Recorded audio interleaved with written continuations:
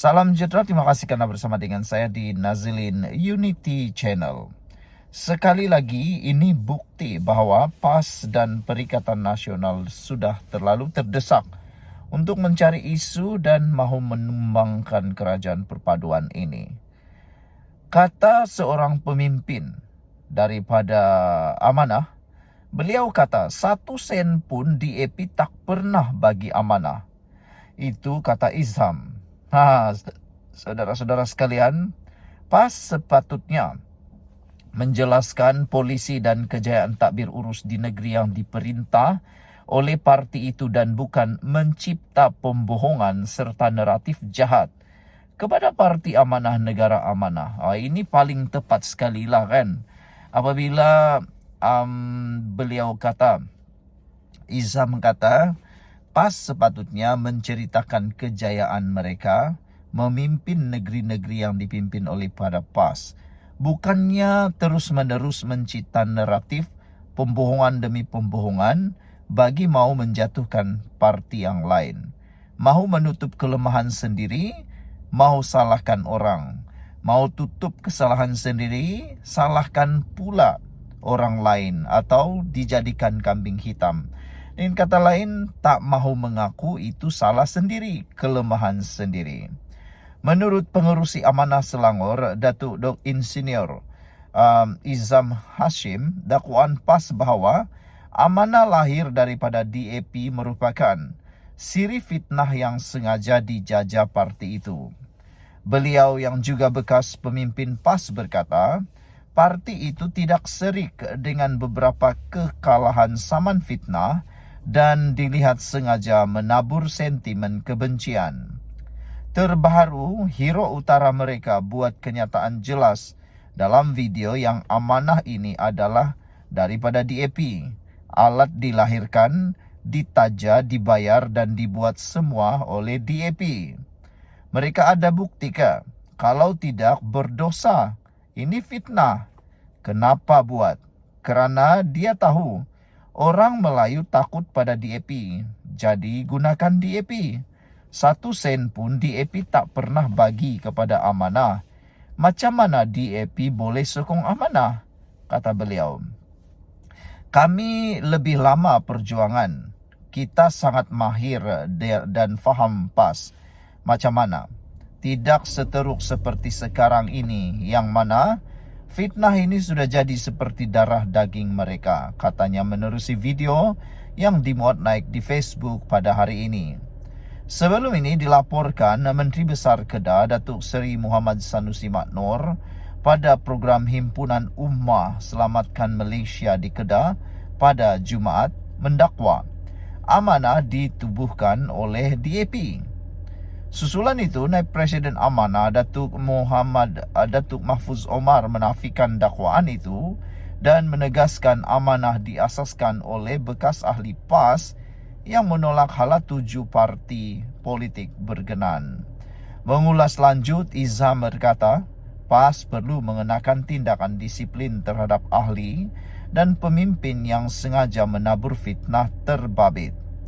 PAS nyatakan komitmen untuk ikut Islam dan cakap fitnah lebih buruk daripada membunuh. Tetapi apabila pemimpin atau ahli mereka membuat kenyataan fitnah, mereka sokong, malah kutip duit lagi untuk bayar saman, katanya. Sedangkan mereka patut diberikan tindakan disiplin, kerana fitnah ini adalah sangat dahsyat. Sampai Islam pun melarangnya, kata beliau. Bukan setakat mereka tidak mengambil tindakan disiplin, walaupun telah terbukti di mahkamah, tetapi mereka pula bersama-sama membayar, bersekongkol membayar, bergotong royong membayar dosa fitnah tersebut. Sejak saya tinggalkan PAS, kata beliau, era Allahyarham Datuk Nik Abdul Aziz, nikmat tidak seperti ini. Tetapi kebelakangan ini, PAS begitu hebat sekali fitnah. Adakah ini budaya dalam PAS dan ia sinonim dengan Islam? Soal beliau lagi. Sekian dulu untuk kali ini. Jangan lupa tinggalkan komen Anda. Bye-bye. Salam sejahtera, terima kasih karena bersama dengan saya di Nazilin Unity Channel. Baru-baru ini tentang masih fitnah. Tapi yang peliknya, PAS seakan-akan menormalisasikan perbuatan fitnah. Dipetik daripada Harapan Daily, PAS patut ambil tindakan disiplin, bukan bela dan kutip derma untuk bantu pemfitnah, kata laporan ini. Itu yang menarik tentang laporan ini.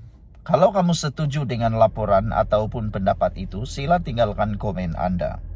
Sejauh mana Anda setuju bahwa PAS patut ambil tindakan disiplin, bukannya membela dan kutip derma untuk pemfitnah? Baru-baru ini Razman Zakaria, Pesuruhjaya PAS Perak, turut melontarkan satu kenyataan yang bersifat memfitnah apabila beliau menyatakan tentang Hanayoh yang macam seakan-akan datang pula, bukan seakan-akan, dia kata keluarga daripada YTL. Jadi perkara itu pun berunsur fitnah dan Razman telah memohon maaf. Tetapi Hanayoh kata tunggu surat daripada peguam. Dan yang menjadi persoalan apabila Taqiyuddin Hasan menyatakan itu seperti kes yang terpencil. Seakan-akan beliau bernada membela Razman Zakaria yang telah pun menimbulkan fitnah itu.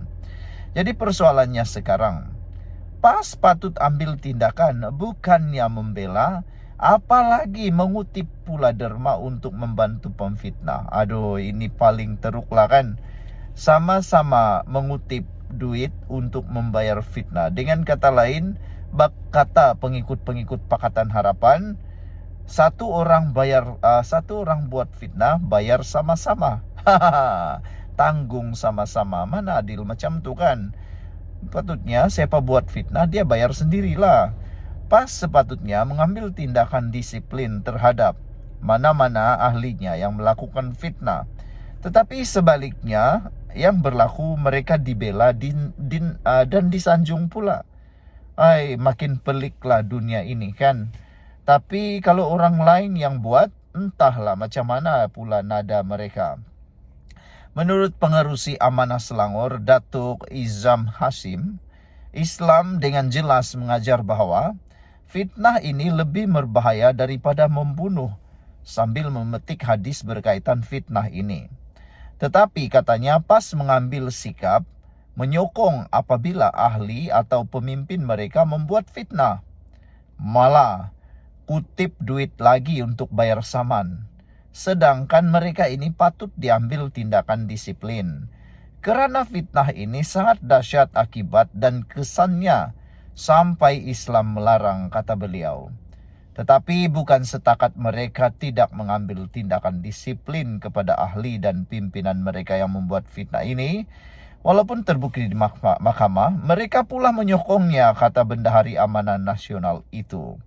Izam mengulas tindakan PAS mengutip derma untuk membantu ahli parlimen Kepala Batas Siti Mastura Muhammad yang diarahkan mahkamah membayar sebanyak Rp830.000 kepada 3 pemimpin DAP selepas terbukti bersalah membuat fitnah. Arahan kutipan derma itu dikeluarkan oleh Setiausaha Agung PAS, Datuk Seri Taqiyuddin Hasan, kepada ahli dan pemimpin PAS agar menderma untuk membayar saman itu. Baru-baru ini Siti Mastura telah menyelesaikan bayaran saman fitnah berjumlah Rp830.000 itu kepada 3 pemimpin DAP. Bayaran itu dibuat ke akaun SN Naya and Partners, firma guaman yang mewakili veteran DAP Lim Kit Siang, bekas Menteri Keuangan Lim Guan Eng dan ahli parlimen Seputih Teresa Cook. Pembayaran ganti rugi dan kos guaman itu dibuat melalui pembayaran cek kepada Datuk Sangkarnair, peguam bagi ketiga-tiga pemimpin DAP itu. Wah, jadi apa pula komen Anda? Sekian dulu untuk kali ini, jangan lupa tinggalkan komen Anda. Salam sejahtera, terima kasih karena bersama dengan saya di Nazilin Unity Channel. Hari ini hari pertama pembukaan Dewan Parlimen, tapi sudah kecoh. Padahal Kebawah Duli Yang Maha Mulia di Pertuan Agong telah pun bertitah dan memberikan kata nasihat supaya Dewan Rakyat digunakan untuk membincangkan masalah dan juga membincangkan cara penyelesaian untuk rakyat. bukan membincang tentang isu banduan, bukan mau bincang macam mana nak lepaskan banduan, bukan juga untuk mau bincang siapa yang derhaka dan tak derhaka. Itu sebabnya hari ini Dewan Rakyat kecoh apabila pembangkang mendakwa kerajaan derhaka titah Agong. Ini semua ada kaitan gara-gara titah edendum. Semua perkara titah edendum ini menjadi panas di Dewan Rakyat. Tetapi kita bersyukur kerana Speaker Dewan dengan tegas menyatakan bahawa sudahlah tentang titah edendum. Kena move forward, kata beliau. Yang menariknya, Johari Abdul iaitu Speaker Dewan Rakyat mengatakan bahawa kita boleh jerit tentang titah edendum dan penderhakaan, tapi perkara itu telah diambil dan Ketua Pembangkang mengatakan dakwa berlaku sorokan dalam isu titah edendum telah dibuat, persembunyian telah dibuat. Saya rasa cukuplah setakat itu, kata Speaker Dewan. Bergeraklah ke hadapan, moving forward. Banyak lagi perkara nak dibincangkan dan ini keputusan saya, baik saya putuskan, katanya lagi. Selain itu, beliau juga kata oleh kerana ia 36 dalam kurungan 2 dan isu titah edendum masih dalam mahkamah dan perkataan darhaka juga mengikut peraturan mesyuarat 36 dalam kurungan 7, saya tidak benarkan lagi isu atau perkataan itu. Move forward sudahlah, kata beliau. Sesiapa juga yang membangkitkan perkara melibatkan titah edendum derhaka, saya akan ambil tindakan. Kalau tidak habis bertegang urat mengenai isu titah edendum, kata beliau lagi. Sangat menarik dan sangat setuju tentang apa yang dikatakan oleh Speaker Dewan Rakyat ini, bahawa saya rasa cukuplah setakat ini, bergeraklah ke hadapan. Banyak lagi perkara nak dibincangkan dan ini keputusan saya, baik saya putuskan, kata beliau. Nak beritahu, kita nak tegurlah. Kita pun nak tegur ahli-ahli parlimen ni. Sudahlah bertegang urat tentang hal-hal nak menyalahkan orang atau sebagainya. Baru-baru ini sudah ada banjir besar. Bukan saja di Sabah, bukan saja di Sarawak, bukan di Borneo, tapi di seluruh selanjung Malaysia pun ada yang kena banjir. Apa kata kamu bincang bagaimana nak menyelesaikan masalah banjir ini? Ahli-ahli parlimen semua, tolong bincang macam mana nak menyelesaikan masalah banjir ni, macam mana menyelesaikan membantu rakyat yang terjejas banjir.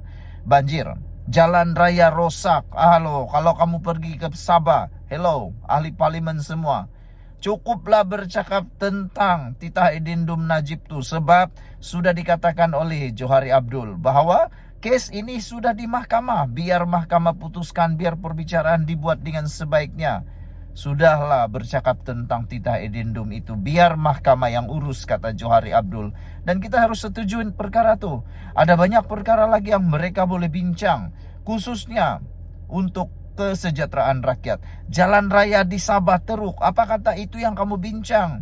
Air teruk, projek tak siap, itu lebih baik itu yang kamu bincang. Buat apa nak bincang tentang titah edendum yang sedang berada dalam perbicaraan?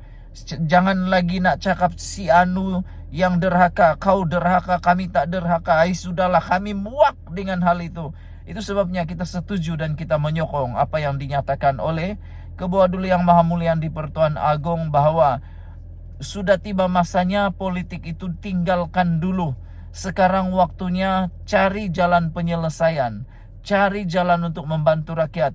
Dan Dewan Rakyat bukan untuk ejen perpecahan, bukan untuk menunjukkan siapa paling jago, tapi tunjukkanlah siapa yang paling hebat membantu rakyat.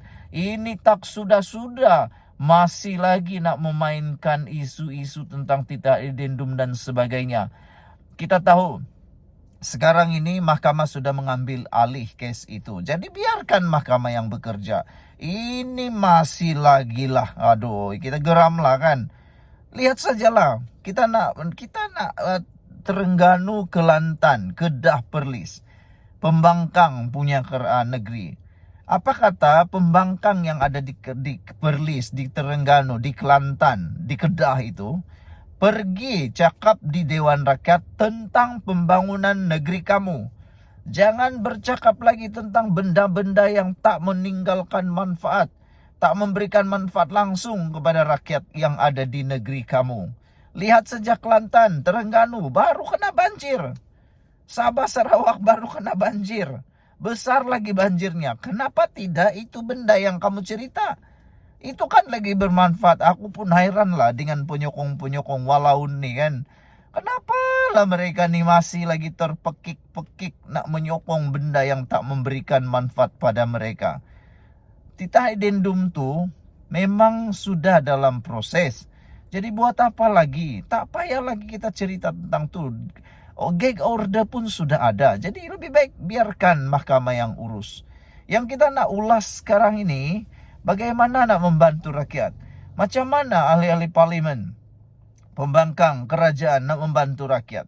Kan lebih baik itu. Kamu bertegang uratlah, macam mana urat besar di leher sekalipun. Kalau itu membantu rakyat, silakan. Ini masih cerita tentang dialah paling hero, dialah terpaling membela Najib, dialah terpaling konon memberikan keadilan. Tak pedulilah dia kerajaan kah, dia pembangkang kah. Mula daripada tahun ini, mula daripada sidang parlimen kali ini, tolonglah, hello ahli parlimen, tolonglah. Kamu datang ke parlimen tu, kamu makan duit gaji daripada pembayar cukai. Kamu dibayar gaji oleh rakyat Malaysia. Kamu pergilah di Dewan Rakyat itu menyelesaikan masalah rakyat. Jangan pergi ke Dewan Rakyat, jangan pergi ke Dewan Rakyat. Jangan kamu pergi ke Dewan Rakyat untuk saling bergaduh. Karena di Dewan Rakyat itu tempat untuk membantu rakyat. Jadi kita tidak mahu lagi lah ahli parlimen bertindak macam ahli sarkas. Kita mahu kali ini sidang parlimen menjadi sidang yang senonoh. Sidang itu adalah sidang yang mulia. Selain daripada itu, Ketua Duli Yang Maha Mulia di Pertuan Agong sudah menyatakan perkara ataupun nasihat supaya semua ahli parlimen menjalankan tugas sebaik-baiknya. Jangan bekerja macam budak-budak tadika. Kalau kamu kerja macam budak-budak tadika, lebih baik kamu letak jawatan. Daripada kamu hanya datang ke parlimen, makan, bercerita dan tidur. Ada lagi yang tidur kan, ahli parlimen kedapatan tidur. Lebih baik letak jawatan sajalah. Jangan bertandinglah kalau kau tidak mau sudah. Kalau rasa-rasa tidak dapat mengangkat jawatan itu. Oke, jadi kita setujulah apa yang dikatakan oleh Speaker Dewan Rakyat. Move on lah. Tiada siapa yang derhaka, tiada siapa yang tidak derhaka, tiada siapa yang terpaling lah membantu sini sana. Yang kita mahu ialah parlimen tempat untuk selesaikan masalah rakyat. Jumpa lagi. Bye-bye.